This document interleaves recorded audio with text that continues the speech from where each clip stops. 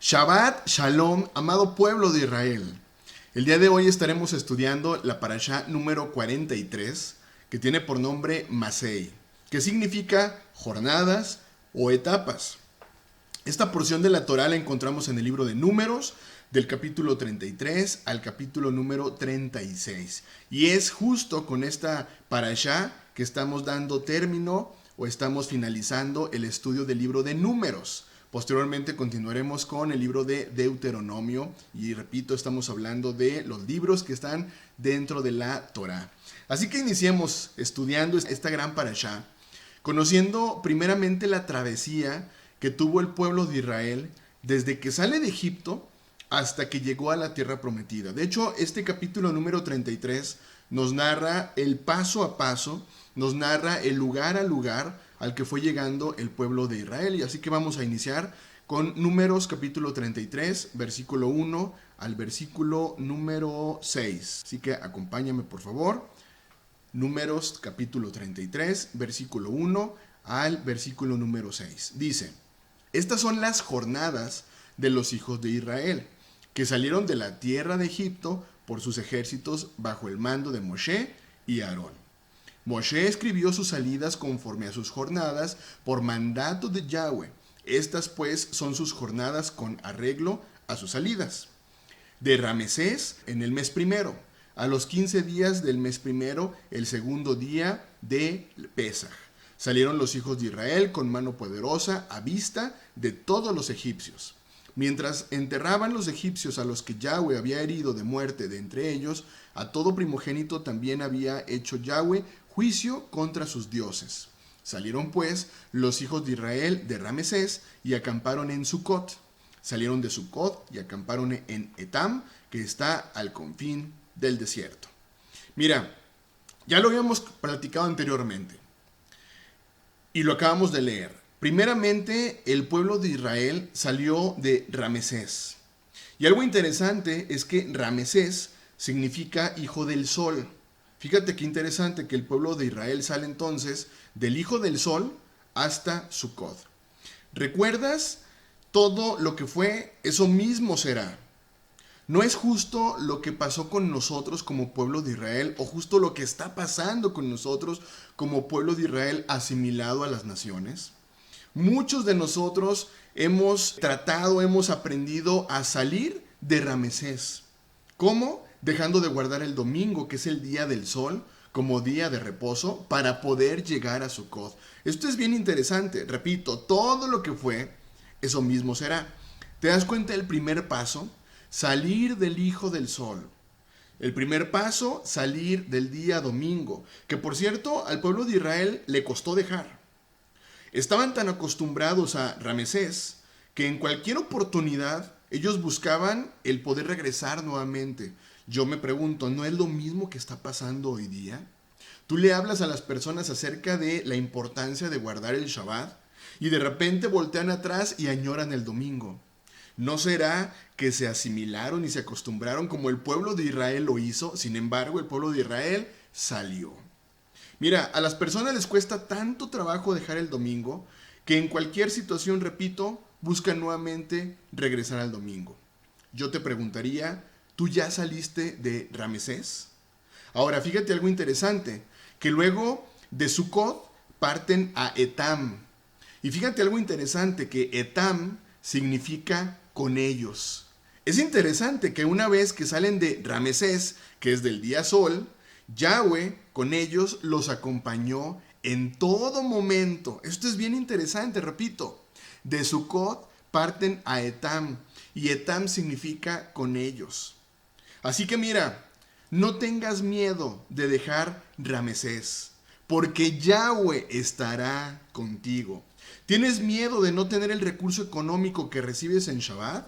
Yo solo te digo, lo que sucedió con el pueblo de Israel, Yahweh estará contigo y Él te proveerá de la misma manera que proveyó al pueblo de Israel. Recuerda, Yahweh está contigo. Luego en el versículo número 7 y 8 del mismo libro de Números, capítulo 33, versículos 7 y 8 dice: salieron de Etam y volvieron a Piahirot, que está delante de Baal-Zephón, y acamparon delante de Migdol. Salieron de Piahirot y pasaron por en medio del mar al desierto, y anduvieron 3 días de camino por el desierto de Etam, y acamparon en Mara.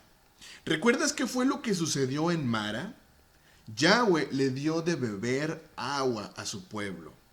Recordemos este pasaje, Éxodo capítulo 15, versículo número 25. Éxodo capítulo 15, versículo número 25 dice: y Moshe clamó a Yahweh, y Yahweh le mostró un árbol, y lo echó en las aguas, y las aguas se endulzaron. Allí les dio estatutos y ordenanzas, y allí los probó. ¿Qué les dio allí? Estatutos y ordenanzas. Fíjate algo interesante. Un madero, un árbol, y las aguas se endulzaron. ¿No sería esto justo imagen profética de Yahshua en el madero, que quitó de nosotros las aguas amargas que teníamos que tomar por nuestros pecados? Éxodo capítulo 15, versículo 26, y dijo: si oyereis atentamente la voz de Yahweh tu Elohim, e hicieres lo recto delante de sus ojos, y diereis oído a sus mandamientos, y guardares todos sus estatutos, ninguna enfermedad de las que envié a los egipcios te enviaré a ti, porque yo soy Yahweh, tu sanador. Mira, hoy en Mara justo encontramos las aguas que necesitábamos para calmar nuestra sed. ¿Sabes cuáles son esas aguas que necesitábamos para calmar nuestra sed? La Torá. Es interesante, pues hoy las personas simplemente, no ven la relación de salir primeramente del día sol, que es el domingo, para posteriormente poder recibir la Torá, que es el mismo Yahshua, para que podamos entonces calmar nuestra sed. ¿Para qué? Para tener vida, y no solamente vida, sino en abundancia. Continuamos. Números capítulo 33, versículo número 9. Salieron de Mara y vinieron a Elim, donde había 12 fuentes de aguas y 70 palmeras, y acamparon allí. Yo te preguntaría el día de hoy, ¿dónde estás tú? ¿Dónde te encuentras tú? ¿Te das cuenta por qué es que no podemos simplemente quedarnos en una religión? Mira, tal vez para ti la religión fue el proceso de transición. Sin embargo, como el pueblo de Israel, debes continuar la travesía hasta llegar a la tierra prometida. Versículo 10, salieron de Elim y acamparon junto al mar Rojo. Vuelvo a preguntarte, ¿ya saliste de Ramesés? ¿O continúas en la travesía teniendo la Torá realmente como tu ayo? Salmos capítulo 1, versículo 1, 2 y 3. Salmos capítulo 1, versículo 1, 2 y 3. Dice: bienaventurado el varón que no anduvo en consejo de malos, ni estuvo en camino de pecadores, ni en silla de escarnecedores se ha sentado, sino que en la ley de Yahweh, sino que en la Torá de Yahweh está su delicia, y en su ley medita de día y de noche. Será como árbol plantado junto a corrientes de aguas, que da su fruto en su tiempo, y su hoja no cae, y todo lo que hace prosperará. A ver, ¿serán coincidencias los lugares por los que transitó el pueblo de Israel para llegar a la tierra prometida? ¿Crees que sean coincidencias? ¿O crees que se trataron de lugares proféticos para la travesía de hoy día del pueblo de Israel? Recuerda, debemos continuar la travesía sin mirar atrás. Lucas capítulo 9, versículo número 62. Lucas capítulo 9, versículo número 62 dice: y Yahshua le dijo: ninguno que poniendo su mano en el arado mira hacia atrás es apto para el reino de Elohim. Así que si tú estás continuando la travesía saliendo de Ramesés, te diriges a Sucot, no puedes mirar atrás. Mira, el pueblo de Israel miró tantas veces hacia atrás que eso le costó justo durar 40 años en el desierto. Yahshua lo dijo: ninguno que poniendo su mano en el arado mira hacia atrás es apto para el reino de Elohim. No podemos mirar atrás. Tú ya saliste de Ramesés, que es dejar de guardar el día domingo como día de reposo. Continúa adelante, para que entonces la presencia de Yahweh esté contigo y la Torá tú la sigas tomando como tu ayo. Recuerda, la Torá ha sido puesta en tu corazón y en tu mente. Ahora la idea es retomarla como nuestro verdadero ayo. Yo te preguntaría, ¿dejaste el día sol? ¿Saliste del domingo que honra al sol Invictus? ¿Estás mirando atrás?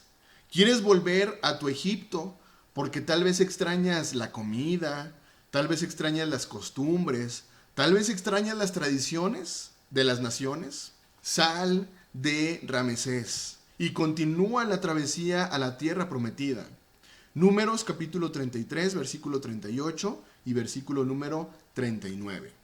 Y subió el sacerdote Aarón al monte de Hor, conforme al dicho de Yahweh, y allí murió a los 40 años de la salida de los hijos de Israel de la tierra de Egipto, en el mes quinto, en el primero del mes. Era Aarón de edad de 123 años cuando murió en el monte de Hor.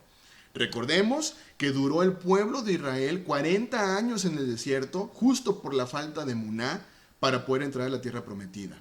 Lo hemos comentado. Creían, pero no confiaban ni obedecían. La primer generación que sale de Ramesés, creían, pero no confiaban y tampoco obedecían. Continuamos, Números capítulo 33, versículo 50 al versículo 56. Dice: Y habló Yahweh a Moshe en los campos de Moab, junto al Jordán frente a Jericó, diciendo: Habla a los hijos de Israel y diles: cuando hayáis pasado el Jordán, entrando en la tierra de Canaán, echaréis de delante de vosotros a todos los moradores del país, y destruiréis todos sus ídolos de piedra, y todas sus imágenes de fundición, y destruiréis todos los lugares altos. Y echaréis a los moradores de la tierra, y habitaréis en ella, porque yo os la he dado para que sea vuestra propiedad. Y heredaréis la tierra por sorteo por vuestras familias. A los muchos daréis mucho por herencia, y a los pocos daréis menos por herencia. Donde le cayere la suerte, allí la tendrá cada uno. Por las tribus de vuestros padres heredaréis. Ojo con los siguientes versículos. 55. Y si no echareis a los moradores del país de delante de vosotros, sucederá que los que dejareis de ellos serán por aguijones en vuestros ojos y por espinas en vuestros costados, y os afligirán sobre la tierra en que vosotros habitaréis. Versículo 56. Además haré a vosotros como yo pensé hacerles a ellos. A ver, ¿y por qué no simplemente haber entrado en la tierra prometida y asimilarse un poco a las costumbres de los moradores de la tierra de Canaán? Mira, no se podía y no se puede, porque Israel es un pueblo apartado, es un pueblo santo, entre el cual no puede haber idolatría, no puede haber adoración a otros dioses. Hoy lamentablemente vemos cómo el pueblo de Israel, disperso por el mundo entero, ha tomado símbolos paganos, ha tomado lugares de adoración a dioses extraños. ¿Recuerdas la advertencia de Yahweh al pueblo de Israel? La vuelvo a leer.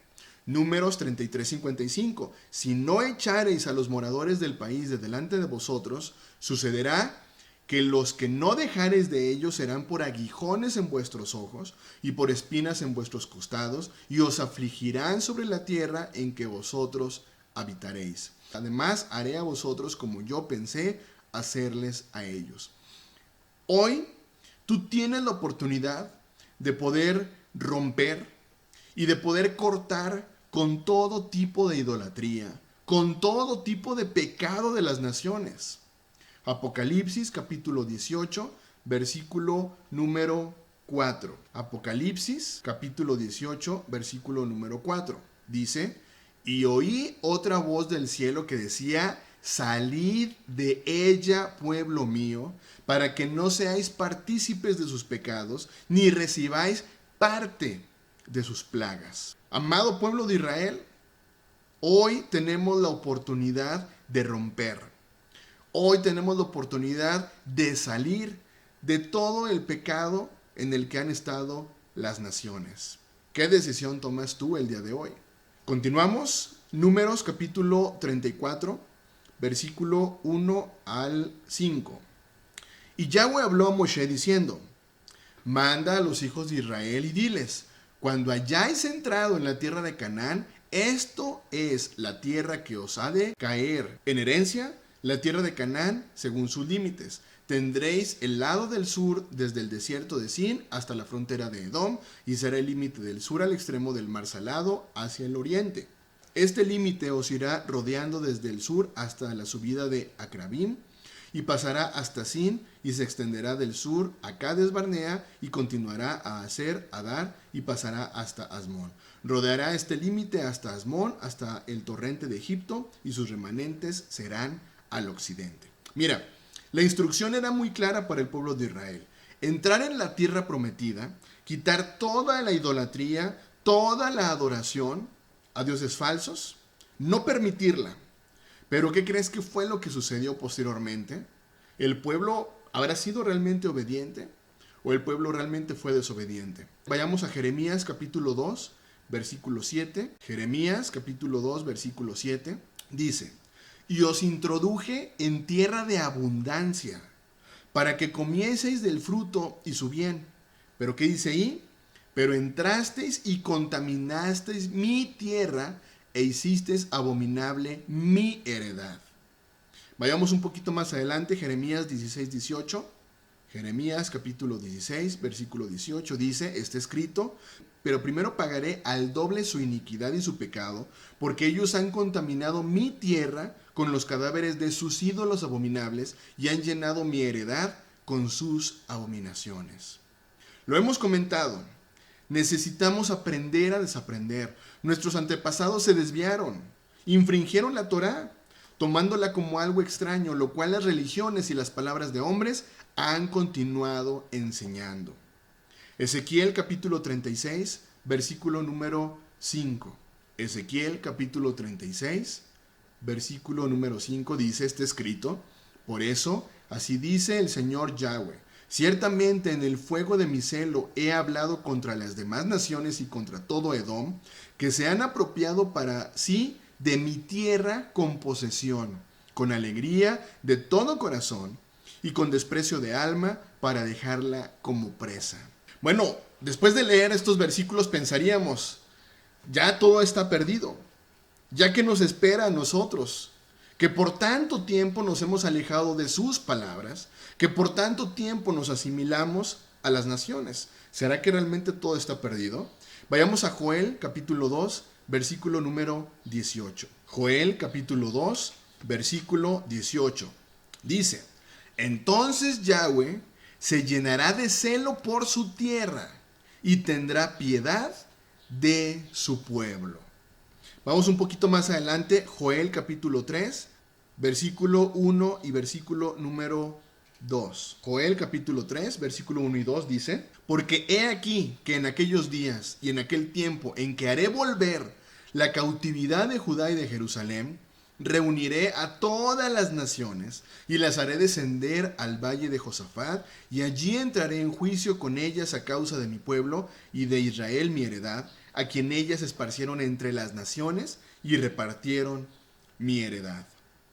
¿Todo está perdido entonces? No, para nada. Pues Yahweh ha tenido piedad por su pueblo. Yahweh restaurará nuevamente a su pueblo de entre las naciones, lo cual, ¿qué crees? Ya comenzó. Por eso es que la decisión ahora está en ti.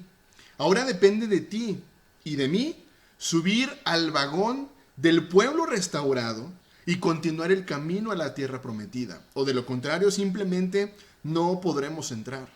¿Estás dispuesto a salir de Ramesés para tomar lo más valioso? Mateo capítulo 13, versículo 45 al versículo número 50.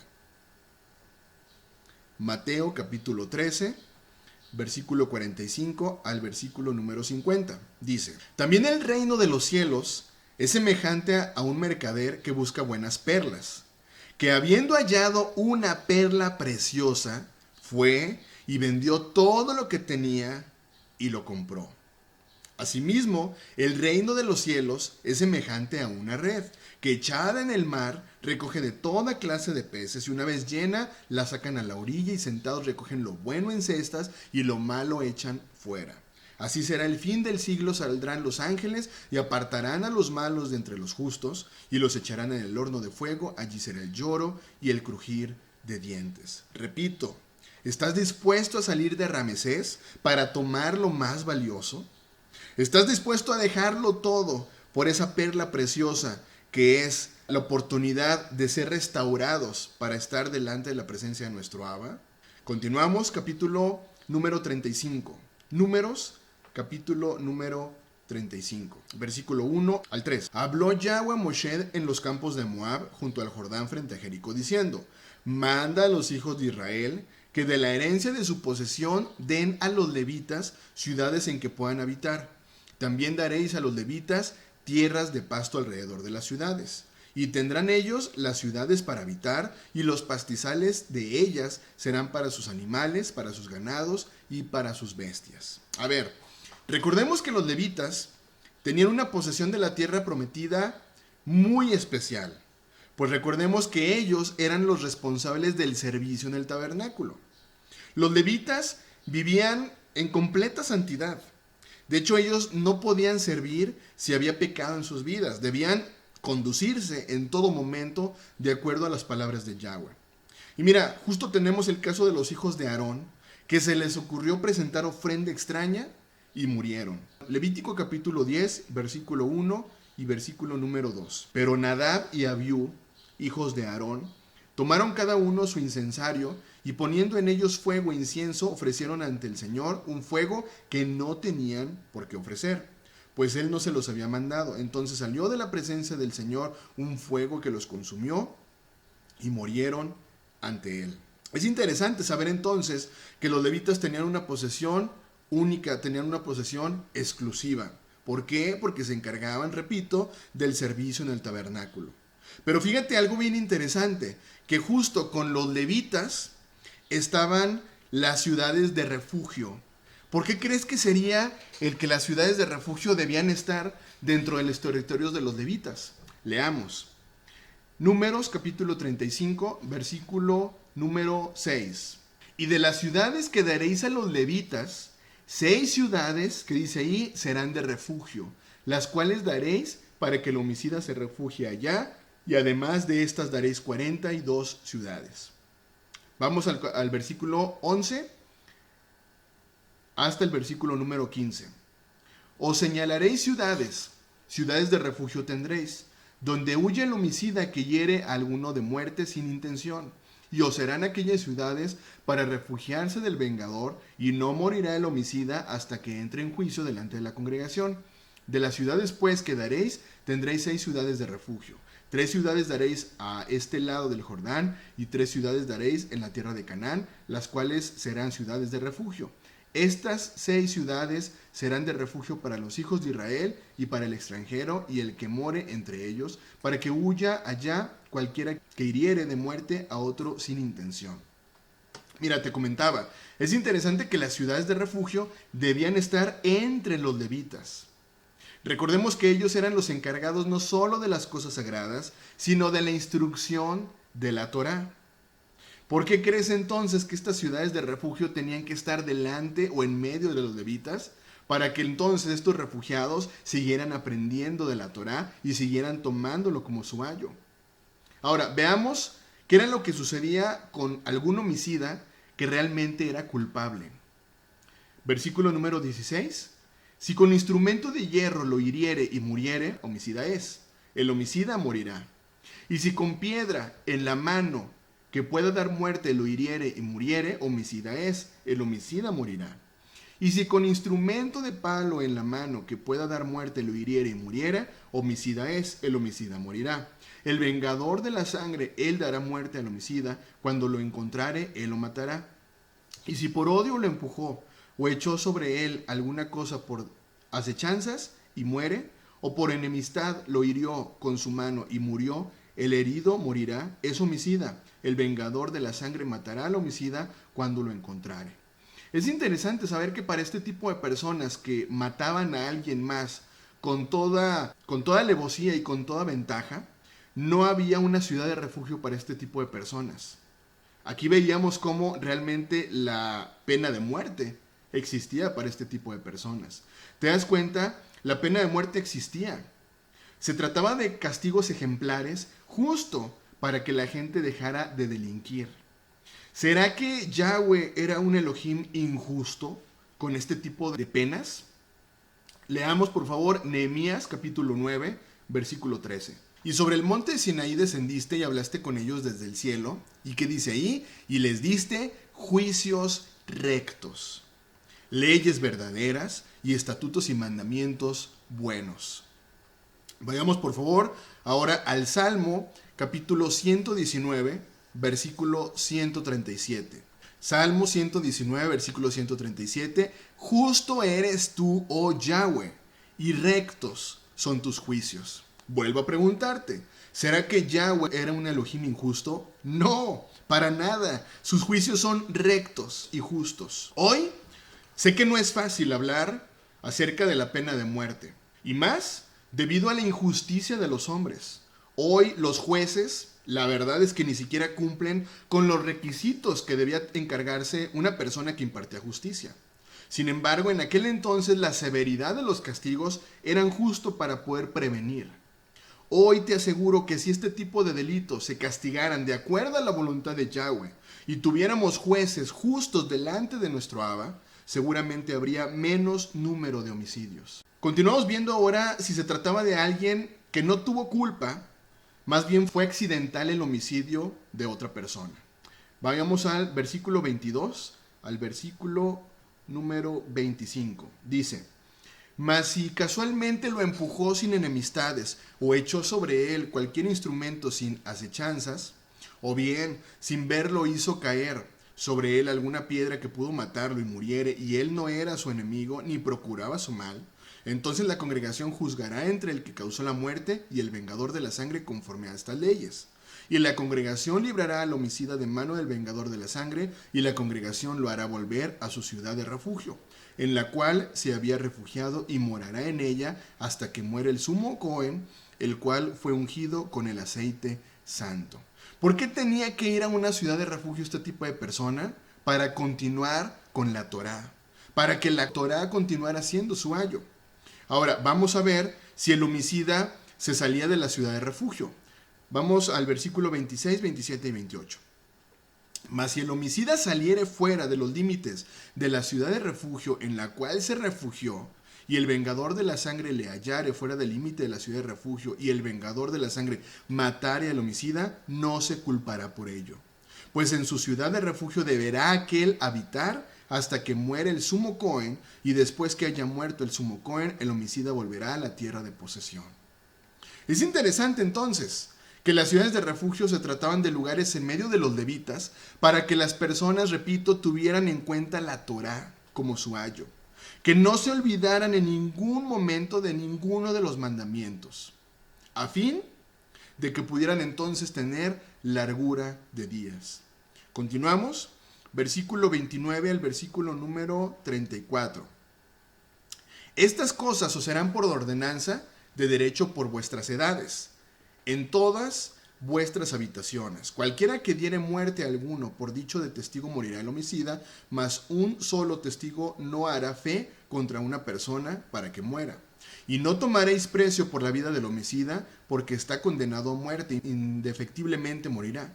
Ni tampoco tomaréis precio del que huyó a su ciudad de refugio para que vuelva a vivir en su tierra hasta que muera el sumo Cohen. Y no contaminaréis la tierra donde estuviereis, porque esta sangre mancillará la tierra, y la tierra no será expiada de la sangre que fue derramada en ella, sino por la sangre del que la derramó. No contaminéis pues la tierra donde habitáis, en medio de la cual yo habito, porque yo, Yahweh, habito en medio de los hijos de Israel. Recuerda, la Torá de Yahweh es perfecta para poder convertir el alma. Salmo capítulo 19, versículo número 7. Salmos capítulo 19, versículo número 7. La Torá de Yahweh es perfecta, que convierte el alma. El testimonio de Yahweh es fiel, que hace sabio al sencillo. Esta es la razón por la cual las ciudades de refugio tenían que estar en medio de los levitas. Salmo 119, versículo 1. Bienaventurados los perfectos de camino, los que andan en la ley de Yahweh, en la Torá de Yahweh. Hoy es interesante saber si existieran realmente ciudades de refugio. Hoy realmente no existen ciudades de refugio, pero veamos algo interesante. Hoy los lugares en donde se refugia a este tipo de personas que delinquen, ¿bajo la cobertura de quién están? ¿Realmente están bajo la cobertura de las personas que enseñan Torah? No. Hoy vemos que estos lugares están bajo la cobertura del Estado. Es interesante cómo se ha transformado todo lo que nuestro Abba hizo perfecto. Muchas veces este tipo de personas simplemente siguen reincidiendo y reincidiendo después de haber estado en algún lugar en donde deberían estarse reformando. ¿Y sabes por qué? Porque falta lo más importante en su corazón y en su mente: la Torá de Yahweh. Porque la Torá de Yahweh es lo que perfecciona y lo que puede reformar nuestra mente y nuestro corazón. Interesante, ¿no? Cómo este tipo de leyes deberían continuar siendo vigentes en nuestros días. Y te aseguro algo, que las personas que pudieran estar en algún lugar donde se reforman, si la ley de Yahweh fuera su ayo y la tuvieran en cuenta, saldrían realmente reformadas y podrían ser personas de bien. Y es así entonces, amado pueblo de Israel, como estamos finalizando el libro de Números. Así que, Hazak, Hazak, Beni Hatzek, sé fuerte y nos fortaleceremos. Amado pueblo de Israel, que tengas un muy bendecido inicio de semana. Shavua Tov. Bendiciones.